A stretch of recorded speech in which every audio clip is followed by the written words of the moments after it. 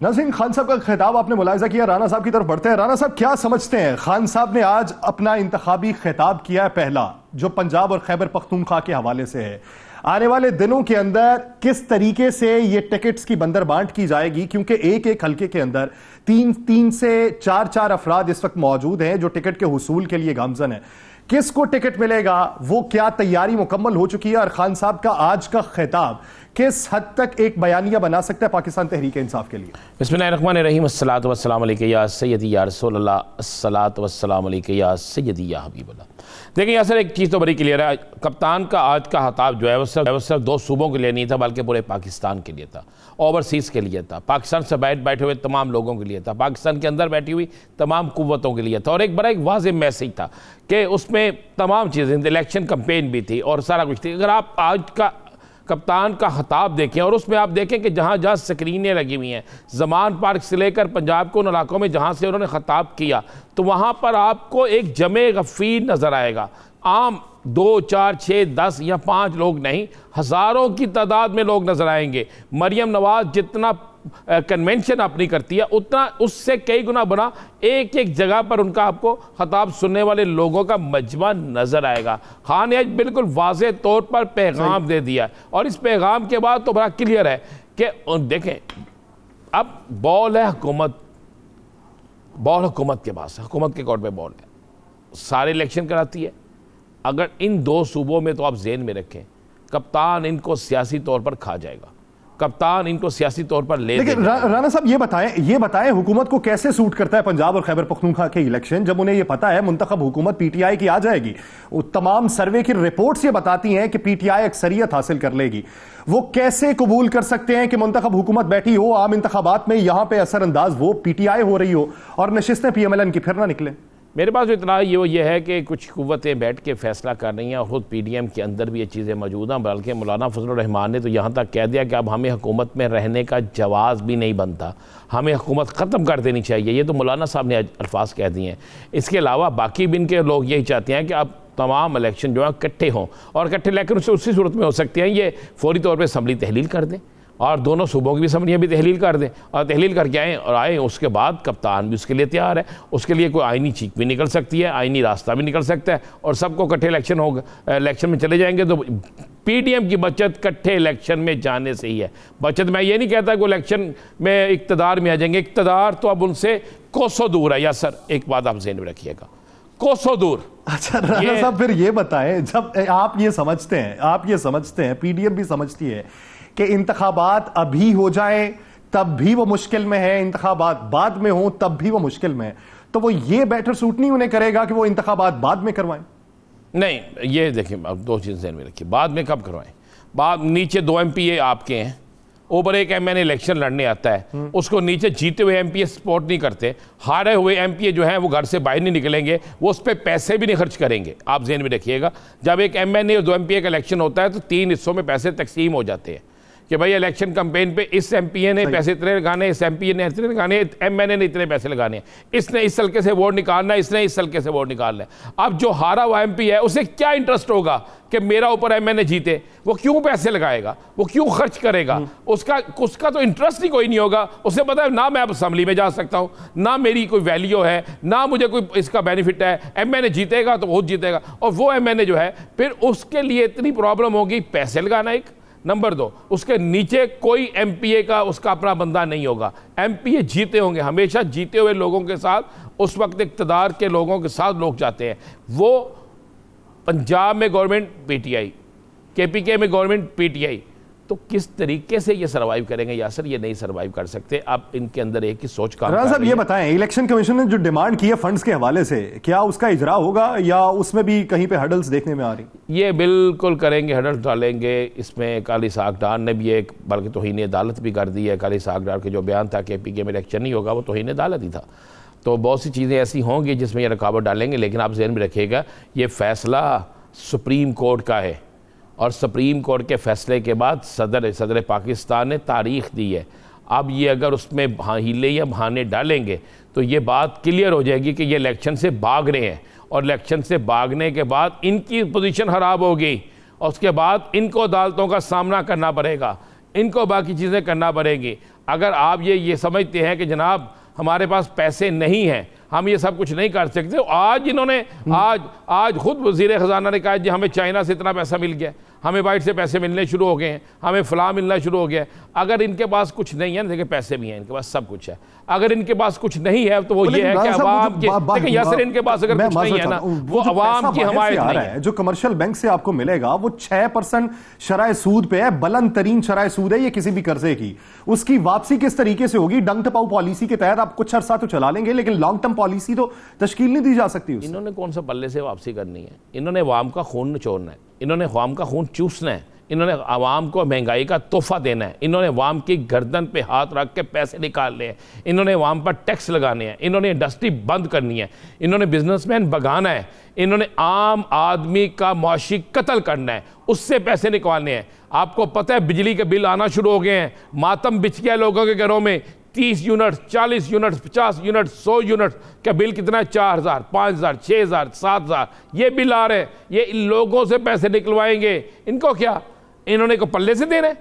बस ये डंग टपाओ प्रोग्राम इनका चलता रहेगा, ये चलाते रहेंगे। ठीक है जी, 4 दिन, 5 दिन, 6 दिन। राणा साहब, आप अभी जो बिल का रेट बता रहे हैं ना, अभी जो बिल का रेट बता रहे हैं, आज से 2 माह के बाद मौजूदा डॉलर की जो कीमत है इसके ऊपर पेट्रोल की खरीदारी होगी और फिर फ्यूल प्राइस एडजस्टमेंट लगेगा। ये जो आप 4000 की बात कर रहे हैं ना, ये 7000 तक जाएगा।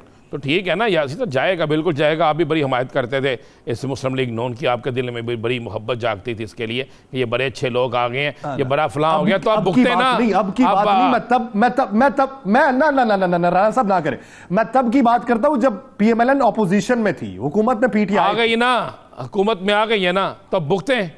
आप उस वक्त इनकी हिमायत करते थे ना, इनको आना चाहिए। क्या इन्होंने चांद लगा दिया, मुझे बताए ना, क्या कर दिया इन्होंने? चूस लिया खून अवाम का। रो रहे हैं लोग, यहाँ पे चीख रहे हैं, बिलक रहे हैं। स्कूलों में तादाद कम हो गई है, फैक्ट्रियां बंद हो गई हैं। पेट्रोल वाले बेचारा, जब जो बंदा शख्स एक दिन का 1000 रुपया कमाता था, अब उसका जो है 500 रुपया पेट्रोल पे लगता है, 45 रुपए की रोटी मिलती है, सालन मिलता नहीं है, लोग पानी में रोटी डिबो के खा रहे हैं। यासिर साहब, ये आपकी हुकूमत ने तोहफा दिया है। तो फिर ये इनके पास पैसा भी है, इनके पास सब कुछ है। नहीं है तो अवाम की हमायत नहीं है, नहीं है तो अवाम का वोट नहीं है। ये मरियम साहबा जितना मर्जी चीख लें, शहबाज शरीफ जितना मर्जी चीख लें, और बिलावल जितना मर्जी चीख लें, और इनके पास कैंडिडेट नहीं होंगे। ये जाते हैं, जाके मजमे करते हैं, लगाते हैं तकरीरें, सिर्फ अदलिया के खिलाफ तकरीर की। आज आपको पता है, आज मरियम के खिलाफ FIR के आर्डर कर दिए शेखुपुरा की एक अदालत ने, और अली बशीर एडवोकेट हैं जो बार के साबिक सेक्रेटरी हैं, उनकी दरखास्त पर शेखुपुरा में आर्डर हो गए हैं। अगर अब FIR दर्ज नहीं होगी तो फिर दोबारा अगले कंटेम्प्ट में जाएंगे और तौहीन अदालत लगेगी उस थानेदार पे भी, उस SP पे भी, उस DPO पे भी। अब तो ये हालात हो गए हैं कि वो सवाए तकारीर में मुझे एक बात बताए, हुकूमत इनकी नहीं है तो पुलिस का प्रोटोकॉल किसका है? हुकूमत इनकी नहीं है तो सारा कुछ किसका है? हुकूमत इनकी नहीं है तो मजे ये क्यों ले रहे हैं? हुकूमत इनकी नहीं है तो सारी अय्याशी ये क्यों कर रहे हैं? ये सब कुछ हुकूमत में इनकी है, सब कुछ इनका है। सिर्फ इस वक्त पाकिस्तान मुस्तकबिल करीब में कोई इत्तलात है कि कोई बाहर जाएगा इलाज की घर से और वापस नहीं आएगा? हाँ, जिनकी इस कमर में अक्सर दर्द रहती है ना, वो बाहर जाएंगे। आप मेरा इशारा समझ गए। उनके अलावा भी कोई और? उनके अलावा वो जिनकी सर्जरी खराब हो गई है, और उसके अलावा वो जो आए बाहर से, उनके अलावा भी कोई और? हाँ, मैं कह रहा हूँ वो जो आए बाहर से थे। 7 लोग चलें, आप भी मेरे व्लॉग खबर का बेरागर कर देते हैं, पता नहीं कहाँ से आपको मुखबरी मिलती है। 7 लोग पाकिस्तान से बाहर जा रहे हैं यासर साहब, 7 लोग जो है ना वो पाकिस्तान से बाहर जा रहे हैं। 7 का तल्लक PDM से है और ये जल्द जा रहे हैं। बाहर वालों ने तो बेचारों ने अपना संदूक प्लेची के इख्तियार किया था, फिर कपड़े रख दिए बीच में दोबारा अलमारी में। तो अब तो यही हो रहा है, ये पाकिस्तान में रहें या पाकिस्तान से बाहर। ऑपोजिशन वाले केसेस का क्या बनेगा राणा साहब? आप देखते तो जाएं। मैंने याद करें, मैंने बड़ी देर पहले कहा था कि इंशाल्लाह ओवरसीज को वोट का हक भी मिलेगा। मैंने कहा था कि जिन लोगों ने मुल्क, मैं ऑपोजिशन के केसेस का पूछ रहा हूं, ये ओवरसीज और EVM, इस पर तो मजीद बात करते हैं। ऑपोजिशन के जो केसेस इस वक्त बन रहे हैं, चौधरी परवेज इलाही साहब के गिर्द घेरा तंग हो रहा है, दीगर अफराद के खिलाफ पकड़ लें। मुझे एक बात बताएं, शाह महमूद कुरैशी पकड़ा, असद उमर पकड़ा, उमर चीमा पकड़ा, चौहान साहब को गिरफ्तार किया, डोगर को गिरफ्तार किया, कौन सा बंदा बच्चा सवाती साहब को गिरफ्तार किया, अंदर रख लिया, उन्हें कैद तन्हाई में रखा, उन पर तशद्दुद किया, उन्हें खाने को कुछ ना दिया, उनको गंदगी वाला पानी दिया, सब कुछ कर लिया। उसके बावजूद भी क्या पीटीआई का वोटर बाहर निकला कि नहीं निकला? पीटीआई का वोटर बाहर निकला, पीटीआई का वोटर डटा और डट के निकला भाई। यासर, अब मैं आपको एक बड़ा सिंपल सा बता देता हूँ इस वक्त पोजीशन क्या है।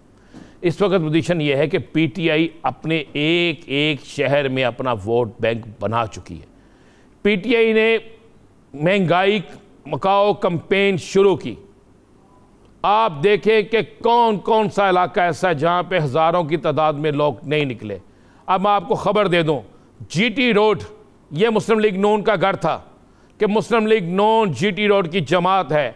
इसके जीटी रोड में वाकई हकीकत भी ये थी कि जीटी रोड से इन्हें हरा कोई नहीं सकता था। ये आपको एक रैली टीवी पे नजर आ रही है, ये एक रैली है कामोकी की, जिसे राना नज़ीर जो साबिक मिनिस्टर भी रहे हैं, बड़ा तगड़ा आदमी आप जानते होंगे, ये राना नज़ीर ने निकाला। तो उस रैली में गवर्नमेंट की जो सरकारी रिपोर्ट थी वो ये थी कि 20 से 25 हज़ार लोग जीटी रोड पे है। 20 से 25 हज़ार को हम अपनी ज़बान में लाखों कहते हैं। अब मुझे एक सिंपल सी बात बताएं, जब जीटी रोड के ऊपर एक कामोकी के अंदर एक रैली में इतने लोग हैं, शेहूपुरा में यही सूरत हाल है, कसूर में, ओकारा में, साहिवाल में, आप जिस शहर में चले जाएं यही सूरत हाल है। तो कप्तान क्या वोटर चार्ज है, कप्तान के लोग चार्ज हैं।